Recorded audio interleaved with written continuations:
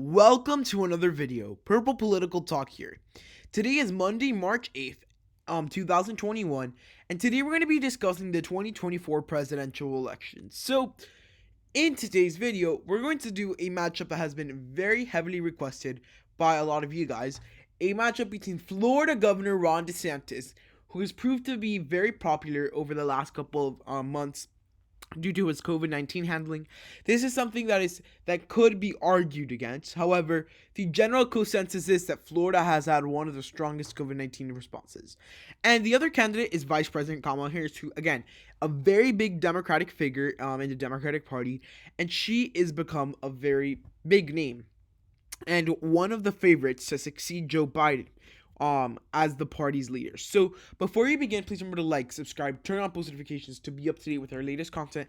And I also invite you guys to please follow me on Twitter so you guys can have access to a lot of more political content as it happens. So that's a great way to get more content at PPT_purple on Twitter. So enough talking, let's get started. So generally speaking, Vice President Harris will take the general states that the Democrats always end up winning. These are going to be states like California, the West Coast, New Mexico. At this point in time, I think Colorado, states like Virginia, Vermont, Massachusetts, Rhode Island, Connecticut, New Jersey. All these strongholds of Democratic states we're probably going to end up seeing Vice President Harris taking. Now, when it comes to Maine, we'll see the at-large in the 1st district go.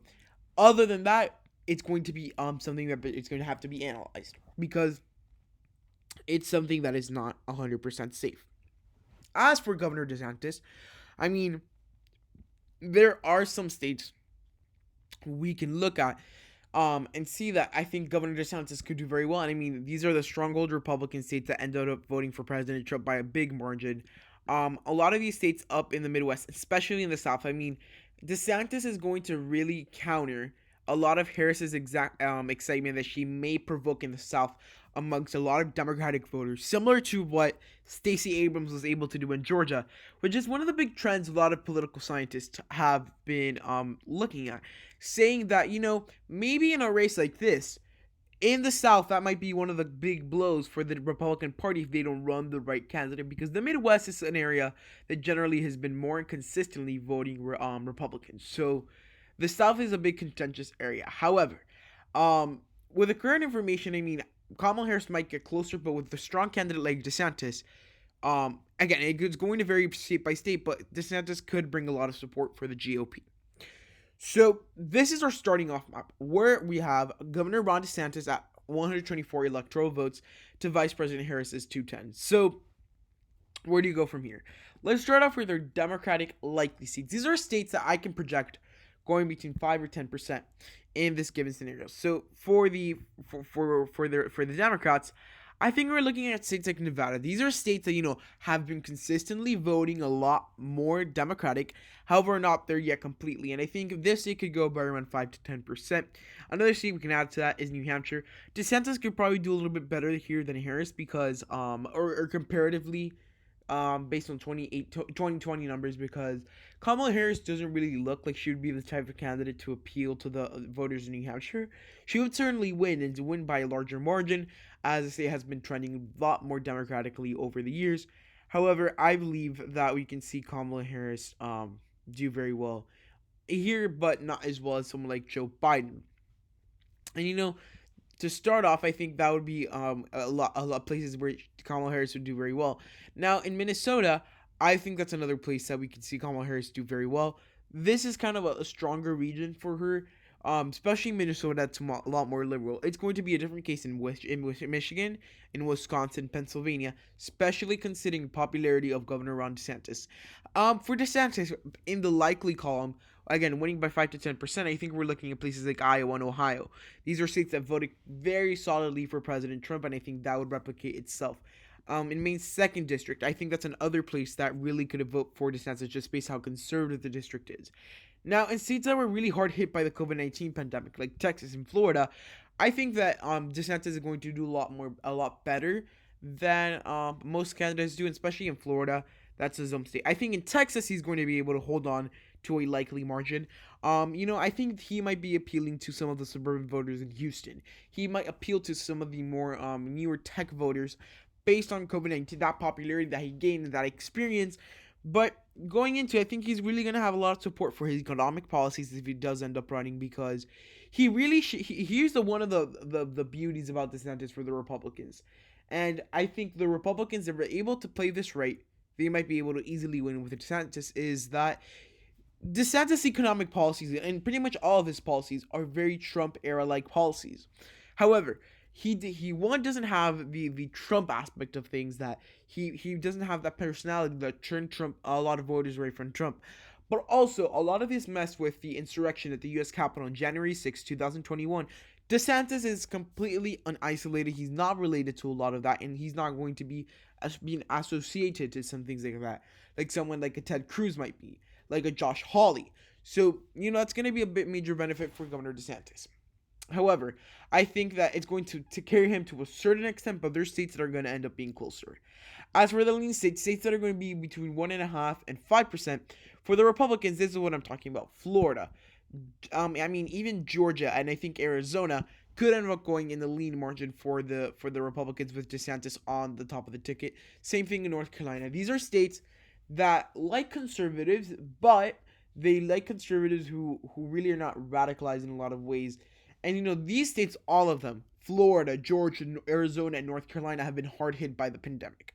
So I think ultimately we're probably going to end up seeing some trends here that are really going to be beneficial for the GOP, especially again if Harris is going to be associated with the Biden presidency as much as he is just as being the vice president.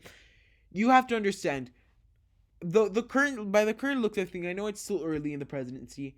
Biden really hasn't done much, and which is a big thing to say because it's been the first 100 days almost. We're more like around the 50-day mark, and nothing really big has happened. We've had that COVID relief bill, which has been in the works even during Trump's era. So, what is going to be the single thing that's going to put the Democrats on the map? And with people like Kirsten Sinema and Joe Manchin in the Senate not really helping the Biden administration out, again, it's going to be tough for someone like Kamala Harris to come out of this administration and be a political superstar and win in these states. She won in these places because these places were tired of Trump. Now, the question is, how are these places going to become tired of Biden? I know Florida, for example, is not. They're actually going to go more in favor of DeSantis because that's his home state. Somewhere like Arizona, they might just move a little bit to the right. Georgia, North Carolina, and all those places, and I think DeSantis is going to be able to perform.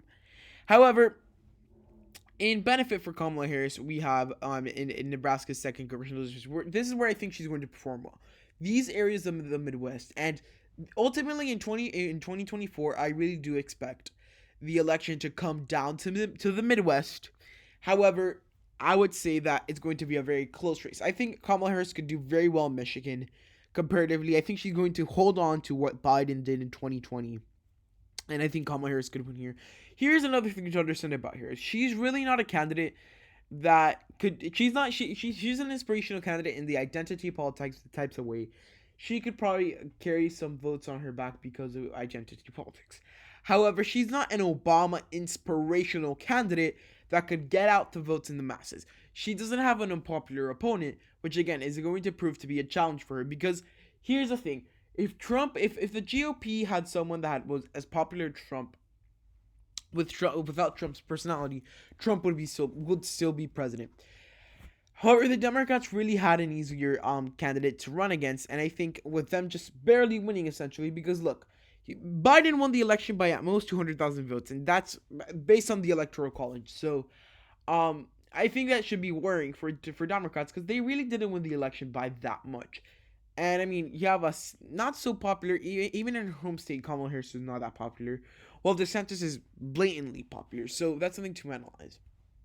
Now, when it comes to these last two states, Wisconsin and Pennsylvania, these are going to be crucial aspects on what really is going to happen. I think that Wisconsin might end up voting for DeSantis by a very small margin of beating Kamala Harris. Pennsylvania, this is a state that's going to be hard, but I think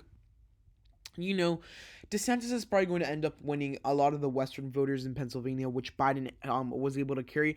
I think if Harris is at the top of the ticket, her not being as associated with the region, associated with creating jobs, with pandemic handling, at a statewide level where they really got the country open. Not the whole country, but the state open. I think it's going to be a little bit tough for Harris to really come in there and win. So this is my final prediction. Governor Ron DeSantis has 293 electoral votes. Vice President Harris has 245. So what is the big takeaway from this? First thing is COVID-19 is still going to have an impact on the election come 2024.